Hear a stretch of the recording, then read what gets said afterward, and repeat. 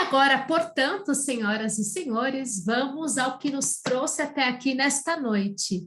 Eu estou muito satisfeita em convidar para fazer aqui um reforço para o meu time. Vou chamar uma pessoa que vai conduzir o bate-papo ao meu lado, que é o Rodrigo Vieira de Almeida, doutor em filosofia e diretor de produtos da SB Coaching. Por quê? Porque nós vamos dividir esta atividade de hoje em duas partes. Na primeira, o Rodrigo e eu, ele que já está aparecendo aqui, nós vamos conduzir um bate-papo com o nosso convidado, enquanto vocês vão se inspirando e vão realizando suas perguntas via chat. Numa segunda parte, que não vai haver rupção, uma separação, na verdade, vai acontecer naturalmente. Quando as perguntas de vocês começarem a pintar, eu vou, com todo prazer, colocá-las para o nosso convidado respondê-las também. Portanto, Rodrigo, como é que você está? Tudo bem? Boa noite, Flávia. Boa noite a todos que estão nos acompanhando. Como sempre, é um grande prazer estar com vocês e uma grande honra.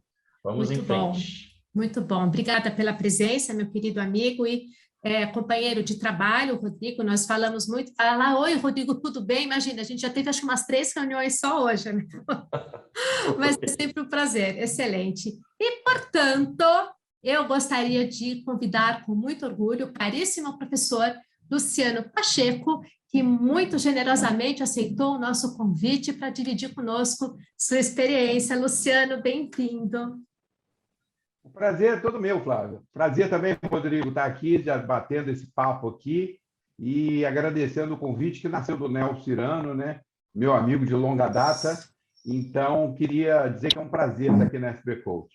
Muito bom. Também agradeço ao Nelson, nosso líder de TI, líder de redes sociais e uma pessoa multifacetada também, que agora, no começo, ele deu uma dica ou outra de pessoas, a gente avaliou, fez a curadoria. Agora sim, Nelson, ele acerta tanto as dicas que é só agendar. Já manda o convite para os indicados do Nelson. Obrigada, Nelson. Sim. Eu vou mostrar, eu planejei ler o currículo do Luciano para vocês.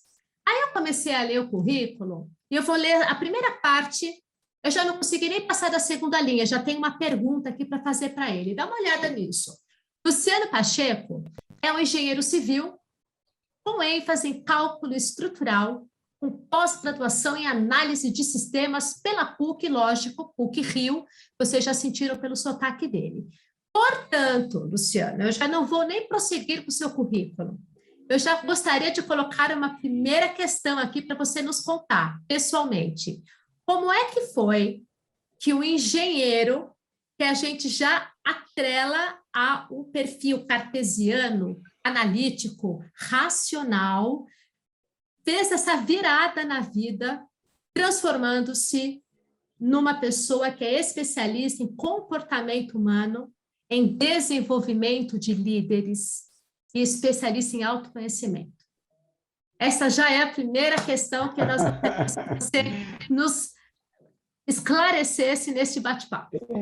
É interessante, Flávia, porque, na realidade, tudo começa com um tio que era professor de matemática, tio Renato, que me ensinava tudo antes de eu aprender no colégio. Então, eu só tirava 10 em matemática. E eu tinha 2 tios, ele e o Américo, que eram engenheiros. Para mim, eram referências de pessoas bem-sucedidas, né? E eu nasci num bairro muito pobre de Niterói, chamado Engenhoca. Só para você te dizer que tinha um largo chamado Largo da Morte. Então, era um lugar complicadíssimo. E a minha mãe, professora, tentava me proteger daquele meio lá, né? Então, eu vi que a matemática era um caminho natural para eu poder vencer na vida. E aí, naturalmente, eu fui buscar o caminho das exatas e o caminho da engenharia. E quando eu comecei, logo no primeiro ano de faculdade, eu procurei um escritório de engenharia, Dr. José W.R. Gonçalves, engenharia, nunca vou esquecer, pedindo estágio. E ele disse que eu era primeiro ano de aluno, não podia ter estágio, que eu voltasse daqui a uns 3 anos. Mas eu falei para ele que eu precisava trabalhar. E ali eu comecei a ter contato com a engenharia. Depois eu fui para o cálculo estrutural como estagiário e eu me apaixonei pelo cálculo. Só que havia uma necessidade de TI. Então, eu vi que aquilo ali, fazer na mão, não funcionava. E eu já tinha uma habilidade com programação com a minha calculadora.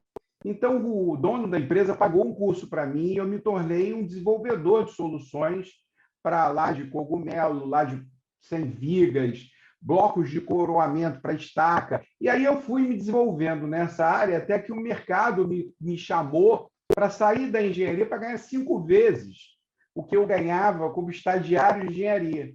Então, eu já mudei para a área de TI e cheguei até gerente de desenvolvimento de sistemas.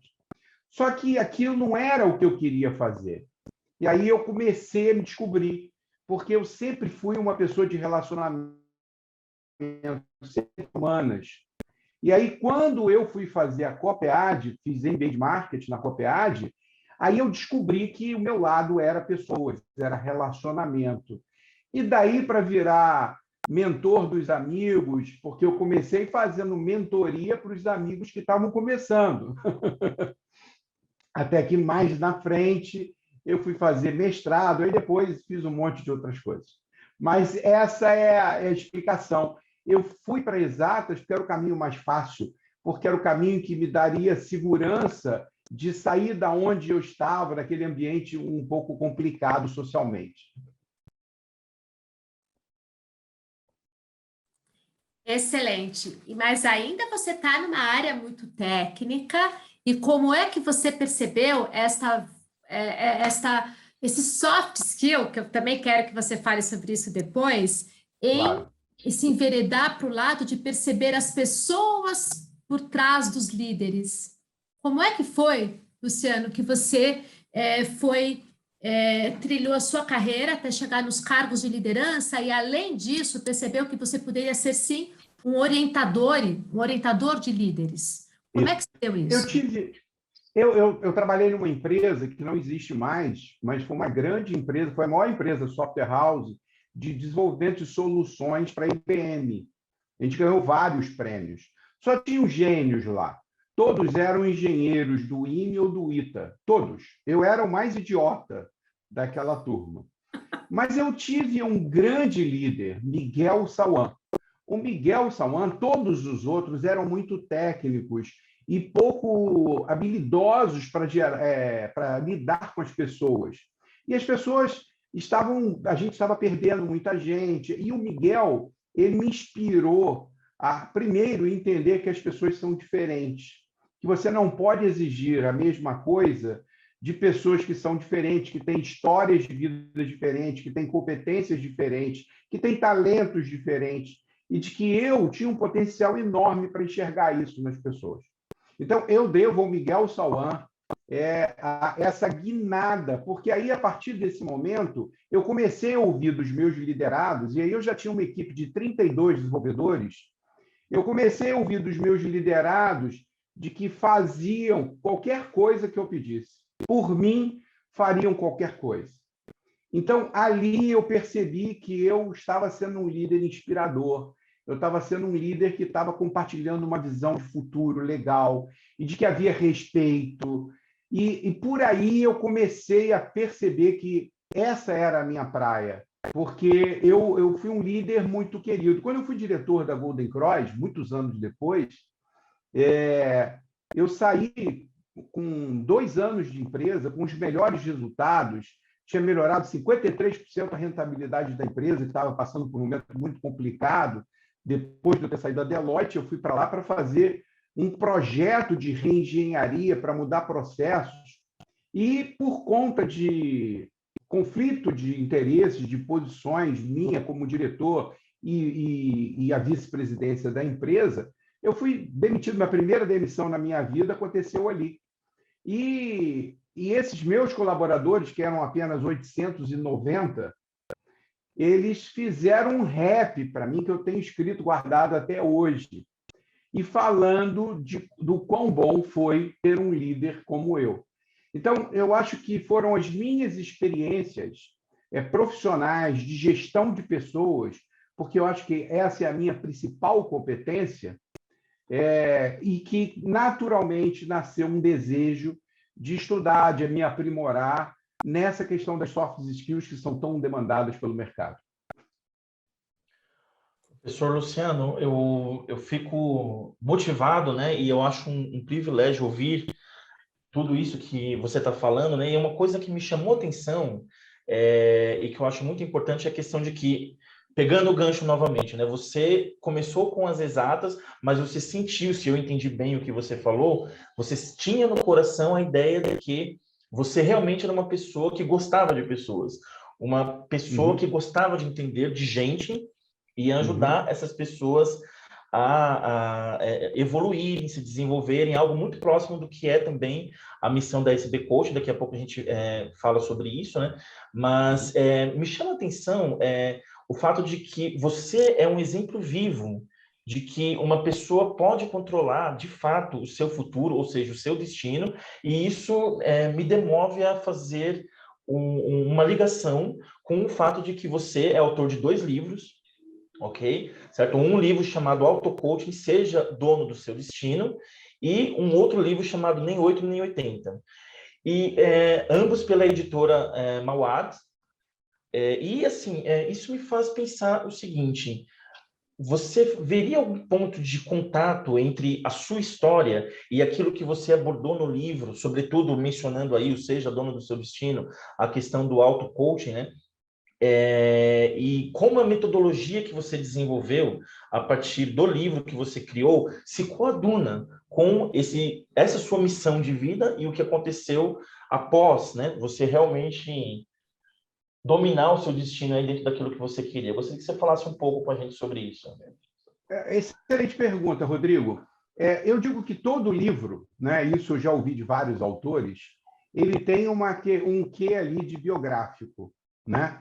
Esse meu primeiro livro, Nem 8 Nem 80, ele tem muito de autobiográfico. Ele tem o Jô e tem o Zé, que são os personagens extremos do 8 e do 80, que, para quem não sabe, meu nome profissional é Luciano Pacheco, mas o meu primeiro nome é José. Então, esse Jô foi a minha fase workaholic, que eu trabalhava 16 horas por dia.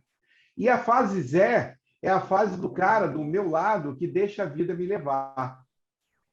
Aí, indo no auto-coaching, e o terceiro personagem do livro, que é o José, é quando eu descubro a maturidade, quando eu começo a perceber de que eu tenho que ter um pouco mais de equilíbrio para poder ser mais sustentável, até por uma questão de saúde física e mental, eu começo a criar esse personagem do Zé no livro que traz esse equilíbrio. Mas, voltando para o auto-coaching, o primeiro capítulo do livro Auto-Coaching, da primeira parte, o livro é dividido em 3 partes. A primeira parte, que é o foco aqui da nossa conversa, é autoconhecimento. O primeiro capítulo é Tudo Começa com um Sonho. É totalmente autobiográfico. Inclusive, eu cito meu pai no livro, porque eu perguntava ao meu pai trabalhou 33 anos e 6 meses na fábrica de torpedos da Marinha como desenhista projetista. Ele saía todos os dias do mesmo horário, voltava no mesmo horário, a mesma rotina. E eu perguntava a ele, pai, mas você não tem sonho de crescer? Porque a minha mãe era uma sonhadora, minha mãe era professora do Estado, se virava nos 30 para conseguir ganhar dinheiro, para poder fazer as coisas que ela queria e tal, pensava grande. Ela idealizou para mim eu ser engenheiro, né? Ela queria que eu fosse funcionário público. Meu filho, você tem que fazer concurso para a Petrobras. Mãe, eu sou da iniciativa privada, mãe. Então, quando eu digo lá, meu pai dizia assim, não, meu filho. E aí tem aquele filme brasileiro que, perguntado para a mulher, ela diz assim, não, meu sonho é regar minha plantinha na minha janela todos os dias, esperar meu marido chegar e botar uma comidinha quente para ele. Bom, hoje a gente critica esse tipo de mulher que quer só isso, como poderiam criticar meu pai, que não queria sair daquela rotina da fábrica de torpedos da Marinha. Mas a gente tem que entender que as pessoas são diferentes. Às vezes, as pessoas querem paz. Às vezes, as pessoas querem sossego, tranquilidade, querem viver em harmonia com a família, não querem um ambiente corporativo. E a gente precisa respeitar isso. As pessoas são diferentes. Uns, eu digo assim, uns sonham e outros vêm na carona do sonho, pegam carona no sonho de alguém que eles admiram e que confiam. É assim que é a liderança. Eu tive vários liderados que não tinham sonhos grandes, mas embarcaram no meu sonho. E sem eles eu não teria conseguido nada. Então, existem essa história, né? Eu ouço alguns profissionais falarem: você tem que ser o protagonista da sua vida, da sua jornada. Eu acho que todo filme tem protagonista, tem coadjuvante, e que em determinado momento, fase da vida, você é o protagonista. Mas em outros, é muito bom ser um coadjuvante. Eu tenho um relacionamento com a minha mulher, estou casado há 38 anos. Eu sou protagonista em algumas situações. Em outras, eu sou coadjuvante. Então, quando há uma questão com a família, com as filhas, determinadas situações, ela é a protagonista. Eu sou coadjuvante. Em outras, eu sou protagonista, ela é a coadjuvante. Então, essa história de que a gente tem que estar sempre como protagonista cansa. A coisa de ser líder. Líder é uma responsabilidade enorme. A gente carrega com a gente as glórias, beleza, mas também carrega um fardo. É muito duro ser líder, porque você tem uma responsabilidade sobre muitas pessoas que estão ali acreditando em você, olhando para onde você está olhando, se inspirando no que você faz, porque um bom líder é aquele líder que ele é genuinamente quem ele é, sem máscaras. Porque não é sustentável você criar um personagem, né? Então, é por aí. Não sei se eu respondi bem a tua pergunta. Perfeitamente Muito bem. obrigado. Inclusive, para lembrar que em inglês, o termo para ator coadjuvante é o supporting actor.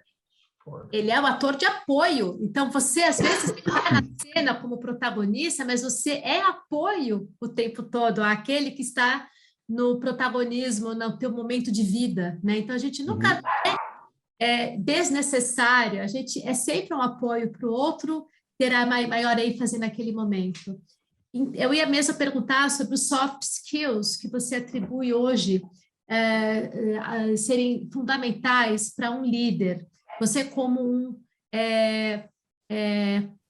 mentor, coach de executivos, e isso a gente já vai falar mais, aprofundar, eu gostaria que você trouxesse, então, além da capacidade de sonhar e inspirar, quais são outras características que esse líder que você foi, né, que você certamente, você está contando que inspirou e que hoje você desenvolve nos seus clientes? Ótima pergunta. Eu, inclusive, hoje no meu canal, depois a gente pode falar, o Luciano Pacheco 2020, canal no YouTube, hoje subiu um vídeo, toda quinta-feira às 18 horas eu coloco um vídeo. Hoje subiu um vídeo das 10 dicas para que você seja um líder positivo. Então, eu costumo dizer que a liderança é como se fosse uma matriz. Ela hospeda várias soft skills que devem estar junto com o líder. Apesar de liderança ser uma das soft skills mais requisitadas pelo mercado de trabalho numa pesquisa recente. Então, tem lá as 15 soft skills mais requisitadas, a liderança, o espírito de liderança, o senso de líder positivo, é uma das soft skills. Mas dentro desse guarda-chuva da liderança, eu digo que a primeira delas, que me acompanhou a minha vida toda, é a atitude mental positiva. Um líder precisa ter uma atitude mental positiva. Eu, por exemplo, sou apaixonado por solução de problemas. Aí vem o meu lado racional, o meu lado lógico, o meu lado cartesiano, da matemática, da engenharia, né? Que eu adoro, eu como gestor, como líder de times, eu adoro quando tem problema. O problema me dá uma adrenalina, o problema me traz uma vontade de fazer, me acorda, né? Dá uma injeção na gente. Então, quando a gente tem um problema, o líder precisa acalmar o time. Calma, vamos ouvir. E aí vem outra competência, que é a escuta ativa. Vamos escutar, vamos ouvir as pessoas, Porque ouvir, todo mundo ouve, mas processar, ou seja, escutar, é para poucos. Todas as pessoas são importantes. Não existe negócio de sucesso onde os protagonistas são as pessoas. Cerca de 80% do PIB americano advém de serviços. No Brasil, a gente já tem 76% do PIB vindo de serviços. O maior patrimônio que uma empresa de serviços tem são as pessoas. Então, essas pessoas precisam ser ouvidas. E quanto mais heterogêneo for o time, melhor, porque a soma das partes ela é fantástica, porque ela dá mais do que simplesmente a soma das partes. O resultado é maior. Então, a escuta ativa é outra soft skill muito importante, porque todo mundo quer contribuir. Às vezes, eu fazendo um fechamento de relatório de um projeto, o projeto mais caro que a Deloitte vendeu no Brasil na época, quando eu era acting partner da consultoria, era o projeto da Aracruz Celulose, um projeto de Strategic Cost Management, que a gente fazia gestão estratégica de custo baseado em ABC, em custos baseados de atividade. Projeto gigantesco, eu que vendi o maior projeto do Brasil de consultoria. E, na reta final, a gente tinha que apresentar para o Kaufmann, o presidente, data fechada, e eu estava no momento ali, comandando aquele time todo. Sabe o que eu fui fazer? Eu fui na rua, na época não tinha iFood, eu fui na rua comprar pizza, comprar sanduíche, trazer refrigerante, trazer garrafa de café, porque naquele momento, aquela era a minha melhor contribuição.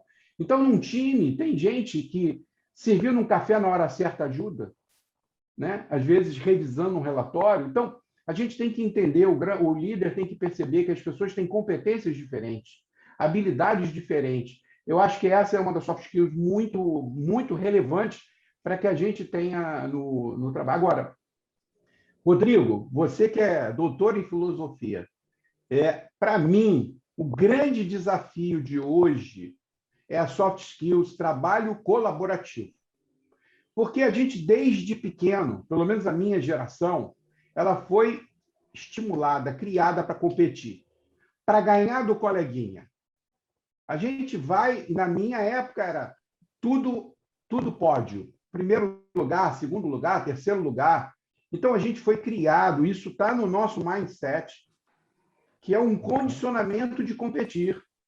Só que o mundo de hoje é um mundo colaborativo. Hoje, o executivo, o líder, o gestor, o que seja, que não entender isso, não tem futuro, porque a gente tem que somar essas competências para poder fazer isso. Agora, outra soft skills fundamental para um líder, que desde a época da década de 90, se eu não me engano, um livro do Daniel Goleman, que falava sobre inteligência emocional, que para mim revolucionou minha cabeça naquela hora, porque a empresa que eu trabalhava, a LZ, a gente chegava lá, a gente fazia teste de QI.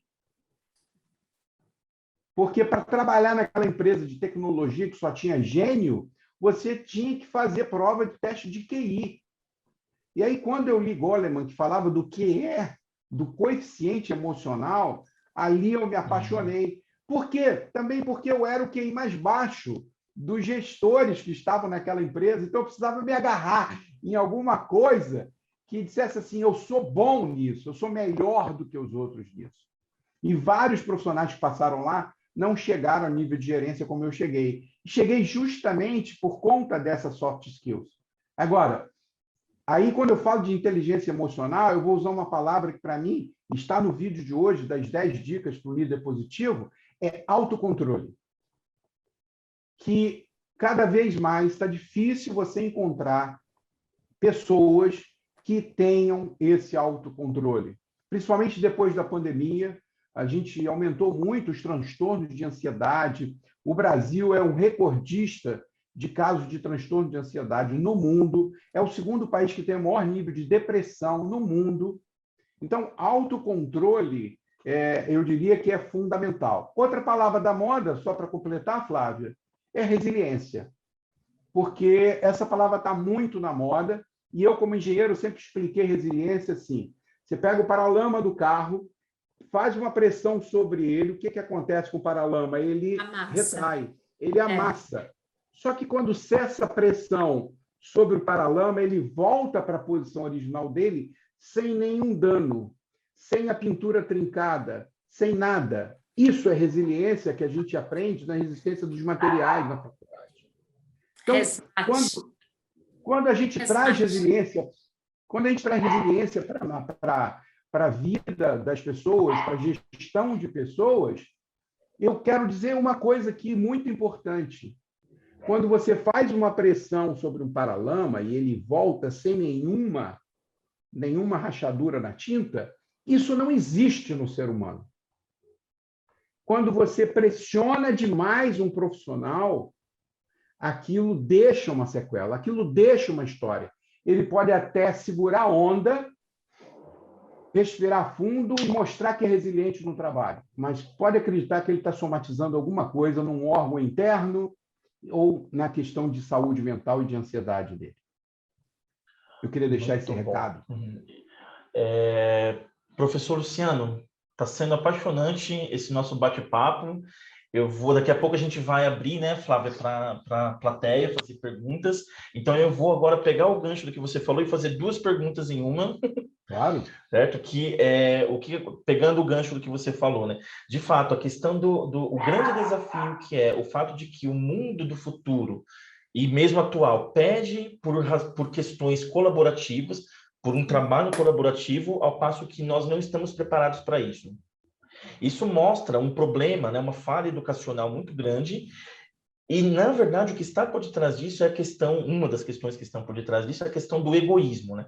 A forma como as pessoas são trabalhadas para atingir o individual, sempre o eu, no sentido de individual, a coisa em comparação com a outra, e não a parte colaborativa, a parte empática, a parte que envolve literalmente você entender que você é um ser junto com outros seres, que você é um ser com o outro, e não um ser solitário. Bom, a minha pergunta, na verdade são duas, né, como eu falei, são as seguintes.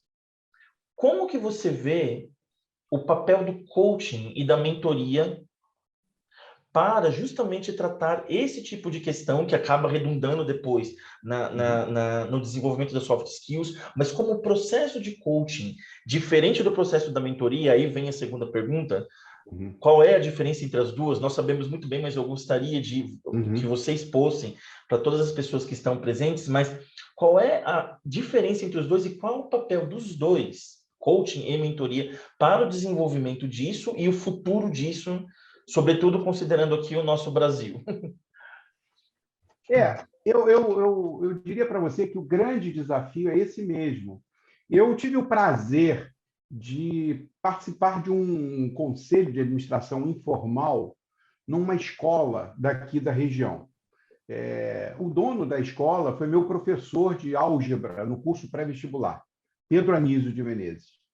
Foi um grande professor. Anos depois, a gente se encontrou e ele me pediu ajuda na área de marketing do colégio. O colégio estava sofrendo muito com uma concorrência que estava chegando na região, do Colégio Salesianos e por aí vai. E a gente começou a fazer um trabalho, eu fiquei lá 18 anos, ajudando o colégio. Graças a Deus, a gente saiu de um colégio de 200 e poucos alunos. Quando eu encerrei o trabalho lá com eles, a gente estava com 900 alunos. Então, eu propus a ele um trabalho junto, quando a gente abriu o ensino médio, que ele não tinha ensino médio, eu propus um trabalho de fazer coaching para os garotos do primeiro ano do ensino médio. E eu fui dar aula para essa garotada, uma vez lá por semana, dando aula para a garotada, falando sobre coaching, fazendo pesquisa sobre valores dessa garotada, fazendo comparação dos valores deles com os valores dos pais, tentando descobrir quais são as habilidades. Bom, o que eu descobri nessa... Eu tive esse contato muito próximo, de 50 minutos, muito pouco tempo, mas com essa garotada. A maioria desses garotos e meninas, elas valorizam o número de seguidores que a pessoa tem. É um negócio assim, assustador. Fulano tem 1 milhão de seguidores. Meu neto faz isso. Meu neto de 12 anos, ele fala assim. Ontem mesmo a gente estava junto, esse cara aqui, tem 1 milhão de seguidores. Eu falei, qual a importância? Não conheço esse cara, o que esse cara é? Só porque ele tem 1 milhão é importante? Então, essa sociedade está com um sistema de valores muito complicado. A gente tem que estar muito atento a isso. Porque ou quer ser jogador de futebol, ou quer ser rapper, ou quer ser... Ele quer a notoriedade, ele quer ser a celebridade. E dificilmente ele entende que antes tem muito trabalho, tem muitas horas de estudos para chegar lá. Você quer ser um rapper famoso? Ótimo. Quer ser produtor musical? Ótimo. Mas tem que estudar muito música, tem que estudar muita coisa para você ser um cara realmente bom. Porque tem milhões querendo ser e poucos vão chegar lá. Então, eu acho que um grande desafio, principalmente os pais, e eu criei 3 filhas, e eu me considero um cara de sucesso na criação das minhas 3 filhas, porque são meninas maravilhosas, bem criadas, todas formadas. Eu tive o prazer de dar aula para 2 delas em curso de pós-graduação, todas muito bem empregadas, todas com relacionamentos sadios, tem 3 netos. Então, uma coisa que eu ensinei para as minhas filhas, que eu digo que essa geração precisa aprender. Eles precisam ter necessidade. Os pais estão com tanta culpa, porque trabalham o tempo todo, querem suprir todas as necessidades antes mesmo de que elas apareçam. Então, não existe, eu sou professor de gestão de marketing nos cursos de pós-graduação da UF, a cadeia necessidade gera desejo, desejo gera demanda. Não tem como fugir disso. Se eu fico o tempo todo, antes que a necessidade apareça, eu estou criando uma geração que vai ser muito complicado. E sabe o que está acontecendo? Eu fiz 4 anos de um projeto numa empresa, uma startup que teve um sucesso estrondoso, foi vendida por mais de 400 milhões, né? E aí eu estava lá, fui contratado pelo CEO, um cara de visão, Cláudio Adriani, com a visão, me contratou para fazer um trabalho de coach, mentoria para os gestores deles. Nunca vi isso. Assim, e depois abriu para o nível de coordenação. Então, montou uma sala específica para poder apoiar essas pessoas. E lá era uma turma de tudo de TI, uma garotada muito jovem. Essa garotada, ela precisa rever os seus valores. Porque, como você falou, Rodrigo, o egoísmo, o meu primeiro, mamãe dizia assim, farinha pouca, meu pirão primeiro, um ditado popular. Isso está valendo. É primeiro eu. E inveja é outro sentimento que aparece muito. E todos querem sucesso imediato. Todos querem feedback o tempo todo. Todo mundo quer ser promovido. O curtição, as pessoas querem a curtição. Em tempo real, né? Like. Exatamente. Então, Rodrigo, é uma questão muito complicada. Eu também estou há muitos anos lecionando lá nos cursos de pós-graduação da UF. Tenho conversado muito com o nosso coordenador, que agora é o Sérgio França. Eu estou propondo a ele um curso para a gente falar sobre soft skills, para a gente falar sobre o desenvolvimento desses caras que estão fazendo o MBA, que estão fazendo pós, para desenvolver essas soft skills, porque eles vão lá e saem com as hard skills, mas chegam no mercado de trabalho e não sabem como se comportar. E aí não tem o sucesso que eles idealizaram, que eles acham que vai. E aí vem a frustração em seguida. Sim. E aí a perpetuação do estado de egoísmo, né? Porque justamente porque não consegue transcender. Não, e não consegue viver com a frustração porque não foram treinados a isso, porque os pais não deixam. Então, antes que ele sinta qualquer frustração, vai conversar na escola, vai amenizar a dor para que ele não sofra. Isso me preocupa demasiadamente, especialmente porque antigamente, quando eu era muito menina, para você ser famoso, você tinha que ter uma habilidade específica muito talentosa. Ou era dança, ou era voz, ou era realmente atuação, para você virar uma celebridade. E hoje a gente vê pelas redes sociais que pessoas, sem necessariamente terem uma habilidade que as diferencia, ficam muito famosas, porque elas portam. Profissão, portar uma roupa estilosa, sabe combinar, sabe posar. Uau! 1.000, 1 milhão, 2 milhões de seguidores, de modo que isso virou a referência, só que como é que vai ficar a frustração dessa meninada? Porque elas não vão virar, né? Essas pessoas... há poucos lugares ao sol, né? Realmente no Olimpo, nessas redes. Mas aqui tem uma pergunta E tem que eu uma vou outra... resgatar. Fala, Flávio. Desculpa, fala. A pergunta é a seguinte: você falou há Não, pouco. não, eu só ia fazer um comentário. Só fazer um comentário, por exemplo, em relação a... Travou, Luciano? Travou a internet. Travou a Melhorou. internet. Voltou. Melhorou. Voltou. Estamos ao vivo. Você Isso me ouve? acontece para quem está ao vivo. Faz Claro, parte do claro. jogo. Faz parte do jogo. Você me ouve? Perfeito. Sim, tudo certo. Ok. Eu só ia fazer um comentário que tem um programa agora, acho que é na Record, chama-se A Fazenda. Aí é um programa de celebridades. Aí eu fui ver o programa e disse assim, mas quem são essas celebridades? Digital influencers com 10 bilhões, sei lá quantos bilhões, e essas celebridades, elas vão durar quanto tempo? Agora, tem uma coisa, Flávia e Rodrigo, que eu sempre chamo a atenção. Quando não existia esse mundo da internet, você poderia ser o menino bom do carrinho de rolimã do teu bairro. Você podia ser o garoto que batia falta maravilhosamente bem no ângulo daquela sua rua. Agora, tudo é comparado globalmente. Claro, Então, escala global. Nossa, a era escala global. romântico Isso, até. Nostalgia que me deu agora, não é? exatamente. Isso Nostalgia. cria uma sensação, né? Eu era um bom jogador de bola de gude, por exemplo. Mas se fosse globalizado, eu jogava muito bem botão. Ganhei vários campeonatos. Mas se eu fosse disputar campeonatos de botão, eu não chegaria talvez, nem uns 10 mil melhores. E aí o bom, suficientemente bom da sua rua, vira imediatamente Exatamente. perto, quando comparado ao global, não é? Exatamente. Então, eu acho isso um aspecto bem interessante para a gente triste, refletir. né? Triste, porque aí os parâmetros são injustos, né? Os parâmetros ganham dimensões muito injustas.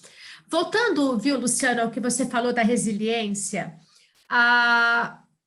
um músculo, por exemplo, do nosso corpo, quando a gente exercita, ele é machucado, ele é ferido, tanto que ele se fortalece para você poder aguentar ainda mais peso da próxima vez. E é por isso que a gente fortalece, enfim, o princípio das fibras musculares, etc. Eu vou juntar essa minha fala, né, que também é uma espécie de resiliência, mas que você, claro, fere, mas fortalece. Poder aguentar mais o tranco. Então, colocando isso na vida executiva, eu vou juntar isso com uma pergunta que fez o Nelson aqui conosco. Nelson, sua pergunta sumiu aqui, meu Deus, subiu. Está aqui. Conte um pouco sobre fatos marcantes que você vivenciou em alta pressão, né, sob alta pressão e muita frustração, e como é que você se sentiu no day after, como é que você saiu dessa? O que isso te fez repensar sobre valores humanos? Qual foi, então, o teu momento de resiliência que você... Como é que você lidou com isso? Ótima pergunta. Lembra que eu falei da Aracruz? O projeto da Aracruz era um projeto de visibilidade internacional. A DTT International estava de olho no Brasil. Esse era o primeiro projeto, tinham americanos vindo aqui dando suporte, e eu era o líder desse projeto, eu tinha que apresentar isso para o Kaufman, e eu não estava 100% confortável, porque quando a gente começou o projeto, a data de apresentação final foi definida, porque a agenda do Kaufman era uma agenda concorridíssima. Então, eu aprendi ali que eu tinha que entregar o melhor possível naquela data. E como eu ainda era muito perfeccionista, eu queria entregar o 10, só que para mim estava 8. Eu tive uma crise lá na Aracruz, eu tive uma crise, uma dor de estômago por conta de tensão. Fui parar na emergência deles lá, fiquei no soro, e o médico não queria me liberar para fazer a apresentação. E eu falei para ele, se o senhor não me liberar, eu vou arrancar isso aqui, porque eu vou lá fazer essa apresentação. Eu fiz a apresentação, entrei no voo depois de volta para o Rio de Janeiro, cheguei em casa evacuando sangue. E ali eu parei para pensar sobre a minha vida. E logo depois, eu vou fazer um exame de rotina e descubro um cisto hepático do tamanho de uma laranja. E o cara falou assim, pode ser um tumor. E eu tinha perdido um amigo que descobriu um tumor no fígado, em 3 meses ele veio a morrer, veio a falecer. Quando eu entrei naquela tomografia com contraste, um filme passou na minha cabeça e eu disse que eu ia parar para pensar na minha vida se não fosse tumor maligno. E ali eu decidi largar a vida profissional de executivo e fiz 1 ano de sabático para pensar o que eu queria fazer da minha vida. E nunca mais voltei a ser executivo. Montei a minha empresa e comecei a trabalhar no meu ritmo e, pasmem, o meu acupunturista disse que aquele cisto era de raiva, era de ódio, porque o fígado acumula esse tipo de coisa. E que se eu mudasse meu estilo de vida, esse cisto sumiria. Ano passado, eu fui fazer um exame de rotina. Mentira, fevereiro desse ano. Eu fui fazer um exame de rotina, um ultrassom de abdômen total. Eu levei o exame anterior, né, o que tinha o cisto, e não existia mais cisto nenhum. O meu organismo, depois que eu saí daquela tensão, da vida de executivo, de viajar para cá e para lá, eu ia para Brasília resolver um problema, eu não levava roupa, eu ia voltar. Só que dava um problema em Recife, eu pegava um voo para Recife, comprava uma camisa nova, comprava uma gravata nova, uma cueca nova. No final, minha mulher dizia assim, eu não aguento mais camisas e cuecas. Então, depois foram 20 anos, o cisto desapareceu. Então, eu estou dando esse depoimento para vocês entenderem o seguinte, a gente somatiza essas pressões, elas não passam incólumes, elas deixam marcas. E aí, como você falou, essa questão da resiliência, que a gente fica mais forte. Porque o que faz a gente ser o que a gente é hoje, a gente é fruto das experiências que a gente viveu, das derrotas que a gente teve, né? Isso faz com que a gente crie casca, com que a gente fique mais cascudo, mas a gente não pode perder nunca a ternura. Perfeito. Tem um comentário aqui do Paulo. Paulo, falei que ia te dar um oi, né? Oi, Paulo Torno, aluno super assíduo de todas as nossas lives da academia. Falei que ia dar um oi e eu estou aqui cumprindo. Ele está dizendo o seguinte, que tem tudo a ver isso que a gente está falando sobre a frustração, sobre as redes sociais e falando de valores humanos, ele está dizendo, só para exemplificar o que está sendo falado, temos somente poucas pessoas assistindo a esta maravilhosa live. Então, obrigada, porque as pessoas que estão aqui conosco estão gostando e estão se manifestando aqui muito favoravelmente. Isso me enche de orgulho e ao nosso trabalho todo aqui. E eu tenho agora uma pergunta, já que você falou, né, do que você voltou, então, o seu trabalho para o executivo, para transferir, de alguma maneira, ou compartilhar tanto conhecimento acumulado, Luciano. Nós aqui na SB Coaching, nós sabemos o que é um coach. E nós também sabemos o que é um mentor. Agora, eu gostaria que você nos explicasse qual é o papel de um mentor coach e, principalmente, como é que você faz para vestir qual chapéu, que horas. Porque Legal. de mentores, um executivo espera respostas. E de um coach, ele espera perguntas. Como é que você está aí, administra o que o executivo precisa naquela hora? Na realidade, essa pergunta é perfeita.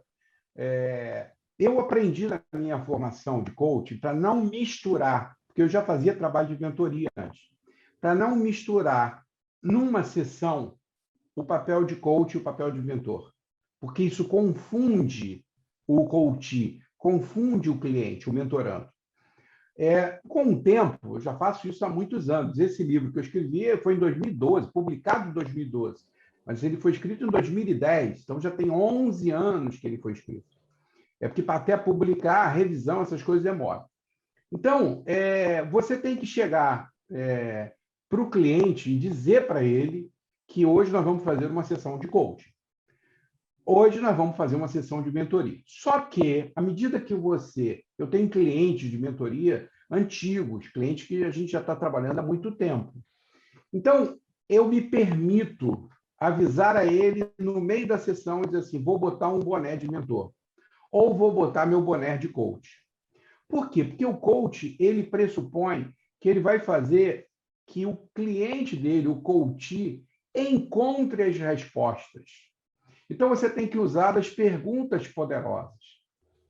Você tem que fazer a pergunta para que ele encontre a resposta. E este é o melhor caminho.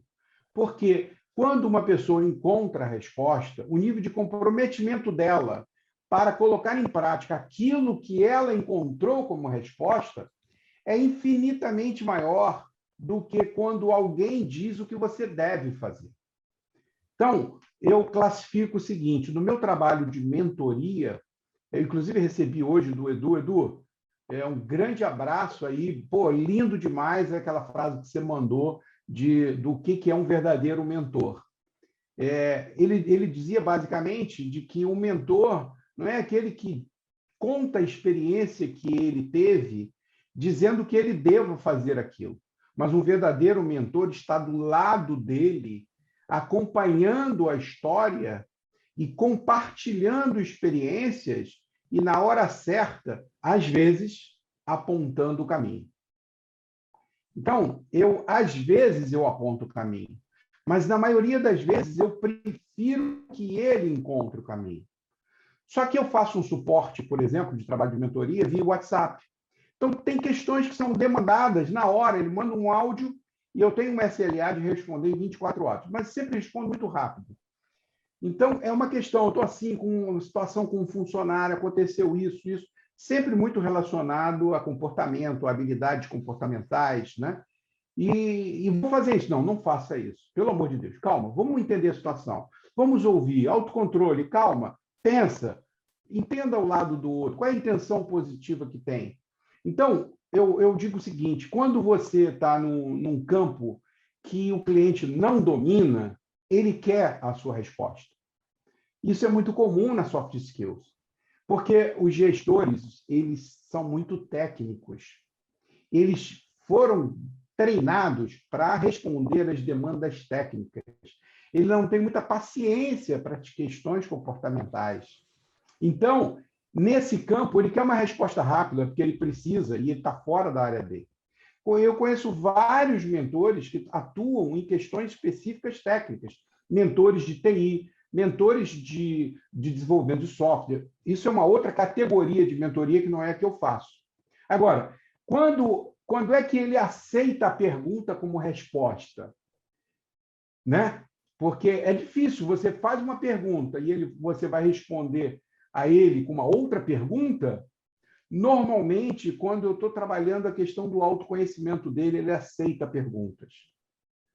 Porque quando eu estou questionando algum valor, quando eu estou questionando algum talento, até mesmo questionando um sonho dele, um objetivo, onde você quer chegar, porque em vez de eu dizer, eu estou percebendo que ele vai para um caminho errado, então eu volto para ele com uma pergunta para que faça ele voltar e repensar.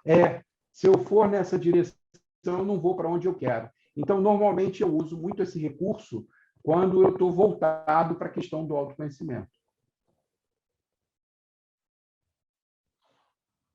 Você está no mute. Já lembrei, porque, meu Deus, 3 anos de pandemia, eu ainda erro isso aqui. Rô, tem pergunta aqui, porque tem uma da plateia, eu faço, mas eu acho que se você tiver alguma, você faz. Não, por favor, a preferência é sempre da plateia. Então, vamos lá. Tem uma pergunta, na verdade, é o Amauri. Ele já fez aqui 2 perguntas antes, que eram bem específicas de coaching, e viu, Amauri, eu ia deixar o meu e-mail aqui no chat para a gente conversar amanhã, mas ele, na verdade, ampliou. Na verdade, a pergunta do Amauri inicial era como é que ele faz para vender processos de coaching, já que ele está aqui formado por nós. Mas aí ele contextualizou ainda de uma forma mais profunda a pergunta dele, eu vou ler agora. O que causa o travamento na vida de um profissional que não consegue fluir na carreira? Tem uma especialização e não consegue vender o seu trabalho. Então, Você vai escutar agora, viu, Amaury, a resposta do nosso especialista em desenvolvimento, em autoconhecimento, mas eu vou colocar aqui, enquanto ele fala, o meu e-mail no chat, porque eu também tenho aqui uma oportunidade para você desenvolver isso. Luciano, você responde enquanto eu vou escrever aqui no chat para ele.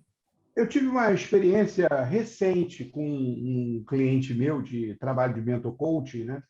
Que ele veio do exterior, ele ficou lá, se especializou, fez pós-graduação, voltou para o Brasil com uma expectativa de que ele ia vender muitos serviços, de que ele ia conseguir facilmente se recolocar no mercado, né? Só que isso não aconteceu, não aconteceu.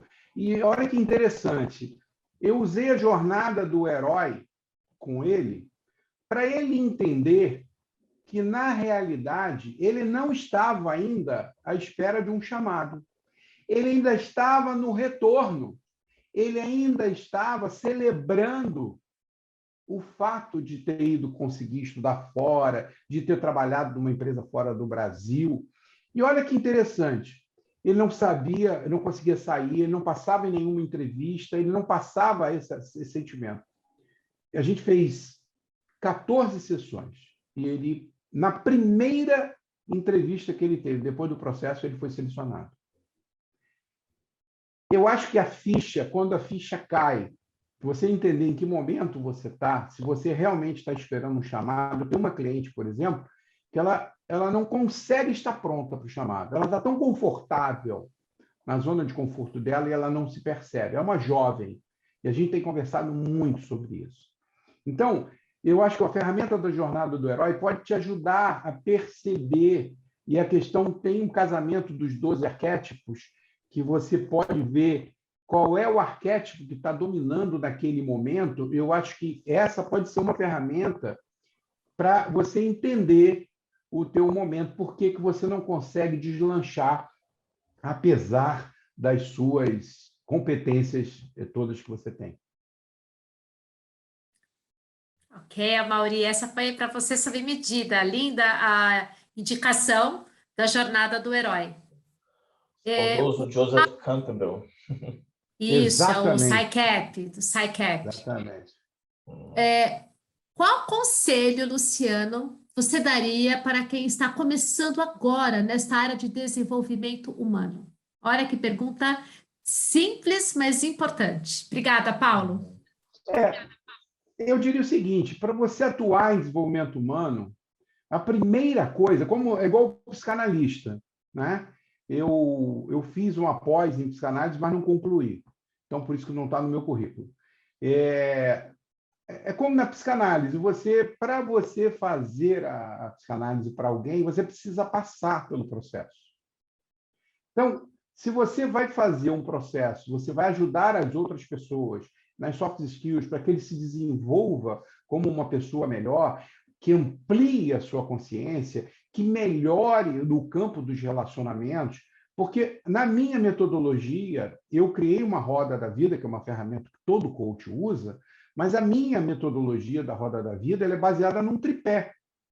Eu comigo mesmo, eu com os outros e eu e o meu trabalho. É um tripé adaptado à cultura do brasileiro. O trabalho para o brasileiro é muito importante. Então, eu faço um espraiamento de 4 áreas para cada apoio desse, para que eu busque um equilíbrio, porque eu não acredito num executivo que tenha sucesso pleno e sustentável se ele ficar apoiado no pé só do eu e meu trabalho. Porque, como a gente falou, ele precisa de suporte, ele precisa de alguém, ninguém vai sozinho numa jornada. A gente precisa ter gente com a gente. Então, nós somos seres sociais, a gente precisa do outro. A gente precisa saber quem a gente vai levar com a gente nessa jornada. Eu preciso, primeiro de tudo, e aí vem a questão que eu vou levantar para ele, é a questão do eu comigo mesmo. Você não vai ajudar ninguém a se desenvolver se você não estiver atento ao seu processo de autoconhecimento. E olha, existem soft skills fundamentais para o autoconhecimento. A primeira delas é a humildade. Se você não tiver humildade de reconhecer de que você é um ser imperfeito, de que perfeição talvez só o Papai do Céu tenha, e de que você vai viver uma vida inteira como diz o americano, continuous improvement, ou como diz o japonês, kaizen, você vai ficar o tempo todo fazendo a roda do PDCA para você ser uma pessoa melhor. Se você não tiver escuta, e aí quando a gente fala dessa escuta no autodesenvolvimento, no autoconhecimento, é a escuta do seu corpo. Você precisa perceber o teu corpo. Você precisa perceber o teu sono. Você precisa perceber as suas fezes. Você precisa perceber a tua urina. Você precisa perceber como você está comendo. Então, essa escuta, você tem que conhecer o teu corpo, você tem que ser apaixonado por você. Agora, outra competência, sem ela, você não vai ajudar ninguém a fazer desenvolvimento humano, é empatia. Mas todo mundo fala de empatia, todo mundo fala de empatia. Não. Empatia é você entrar no sapato do outro. Empatia é você conhecer a história do outro. Empatia é você entender por que aqueles valores foram desenvolvidos naquela pessoa.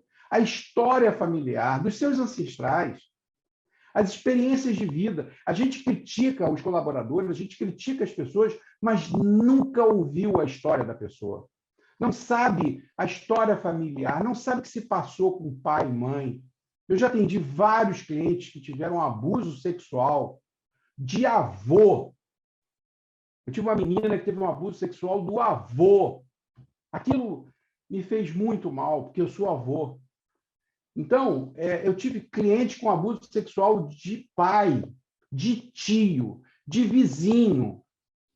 Então, se você não conhece a história dessas pessoas, se você não consegue entender por que ela reage quando a situação aparece daquela maneira, você não vai ajudar ninguém.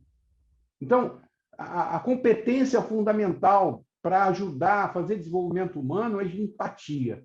E para fechar, para não me estender demais, outra soft skill fundamental é a espiritualidade. Porque a gente tem que trazer no campo da ajuda do desenvolvimento humano, e eu não estou falando de religião, eu estou falando de a gente entender que existe um propósito maior para tudo, que existe uma razão de ser para tudo, de que nada acontece por acaso. Eu não estou aqui nessa conversa por acaso. Né? Então, para fechar a resposta, espiritualidade. Ótimo. Professor Luciano, muito obrigado. Eu não posso deixar de fazer uma última pergunta. Eu sei que já passamos do horário aqui, mas eu não consigo deixar de fazer. Eu acho Fica à vontade, fica à vontade. Maravilhoso. Então, é uma pergunta simples, na verdade, que a gente até ficou de falar no começo e acabamos não explorando. Sobre o seu canal. Gostaria que você explorasse, né, explicasse, inclusive, a escolha do nome, né, que é uma história bem interessante. Então, explorar e também mencionar o canal que a gente está devendo para o público. Eu que te agradeço a oportunidade. O canal é Luciano Pacheco 2020. Por que Luciano Pacheco 2020?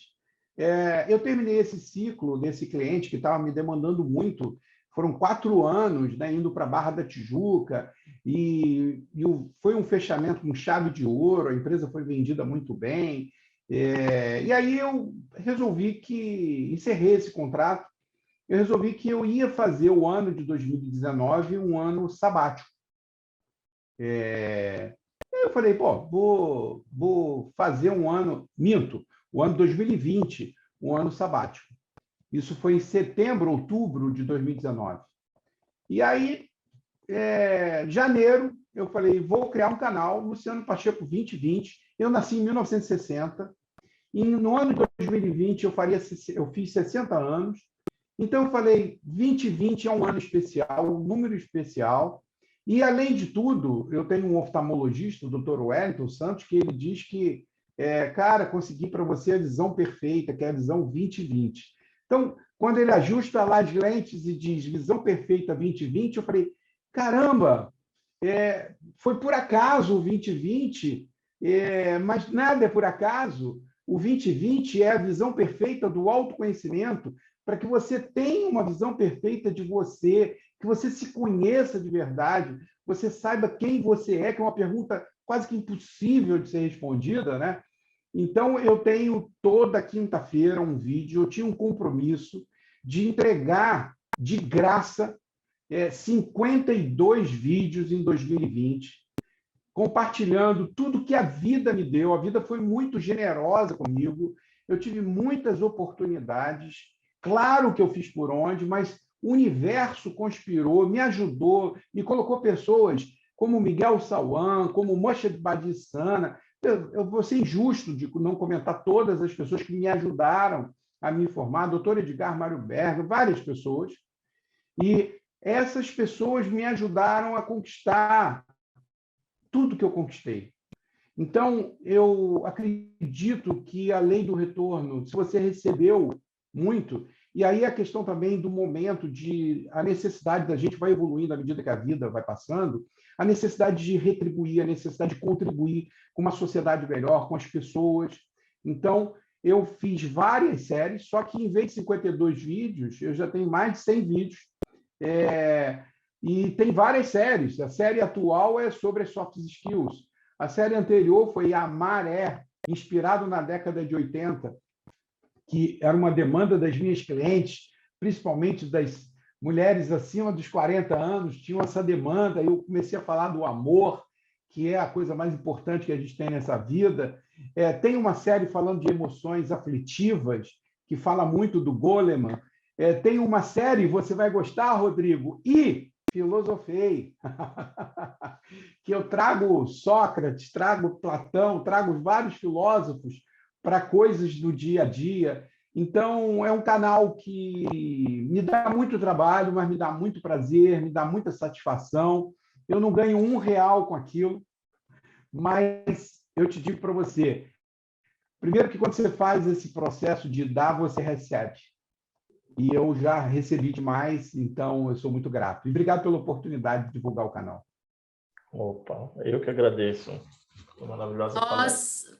Enfim, eu sabia que eu não podia, eu não quis ler o currículo no começo para fazer como a gente faz sempre por aqui, porque eu sabia que a contação da história e o bate-papo ia levar a percepção de todos vocês aí que entraram conosco e permaneceram conosco a um overview de tudo que o Luciano fez nessa jornada toda. Então, ele começou numa faculdade de engenharia, passou para TI, foi subindo degrau, se tornou um grande executivo de uma área que ele nem imaginava, mas ele só se tornou um grande executivo porque ele carregava consigo um talento ímpar para lidar com pessoas, inspirar times e, consequentemente, fazer equipes mais felizes e um ambiente de trabalho mais propício para o sucesso. Então, isso tudo junto hoje coloca numa posição que poucos atingem, que é conhecer a parte técnica que o mentor conhece, para poder orientar o caminho tecnicamente, e os soft skills com muita propriedade do líder ideal, que mostra o caminho e é seguido pela crença dos demais, porque ele é pura inspiração para os demais e ele consegue inspirar os seus clientes a se tornarem líderes deste perfil. Então, foi uma grande honra, foi um grande aprendizado. Eu fiz um monte de anotação do seu software, todas aqui, vou desenvolvê-las aqui. Foi uma honra. Uma aluna nos pergunta aqui a palavra final. Estamos muito longe das empresas serem empresas positivas? O que você acha? Eu vou citar novamente meu pai. Meu pai é uma pessoa que só estudou até a 5ª série e desenvolveu uma habilidade de desenho e que fez ele ser desenhista, projetista de adaptação de torpedos que vinham de Londres para os submarinos brasileiros. Ele era um especialista do especialista somente com a 5ª série. Meu pai era Luciano Pacheco. Eu adotei o nome Luciano Pacheco porque até então era José Luciano, em homenagem a ele.